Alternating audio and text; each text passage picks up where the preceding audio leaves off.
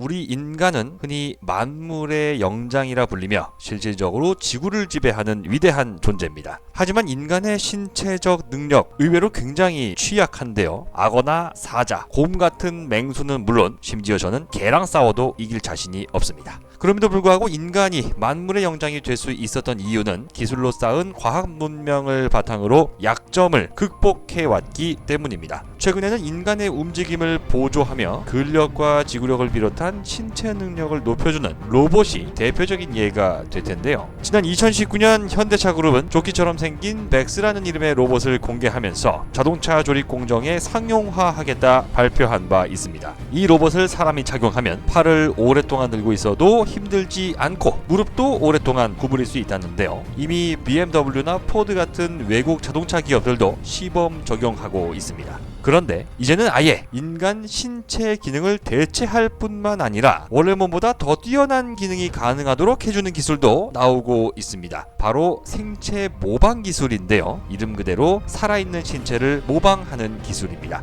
터미네이터 기계팔 같은 거창한 것을 떠올리지 않더라도 생체 모방 기술은 이미 우리 실생활에 상당 부분 쓰이고 있습니다. 가장 대표적인 것은 보청기로 노화나 사고로 인해 청각 기능이 약해진 것을 보조하는 역할을 하죠. 더 나아가 청각세포 자체에 문제가 있어 소리를 아예 들을 수 없는 청각 장애인에게는 인공 달팽이관을 이식하는 수술도 가능한 세상입니다. 그런데 이제 머지않아 사람의 눈마저도 기계가 대신해주게 될지도 모르겠습니다. 서울대학교는 지난 2020년 1월 29일 뉴로모픽 전자소자를 통한 인공시각신경을 개발했다고 밝혔는데요. 이 기술을 향후 인공망막과 함께 결합시킬 수 있다면 사람 눈 역할을 대신하게 될 것으로 기대하고 있습니다. 여기서 사용된 뉴로모픽은 인간의 신경을 모방하는 기술입니다. 이를 응용한 뉴로모픽 반도체, 이미 삼성전자와 인텔, 퀄컴 등 반도체 기업들이 앞다퉈 개발하고 있는데요. 이 뉴로모픽 반도체는 기존 반도체보다 전력 소모량이 1억분의 1에 불과하고 무려 2만 배 가까운 정보 처리 속도가 나올 것으로 예상됩니다.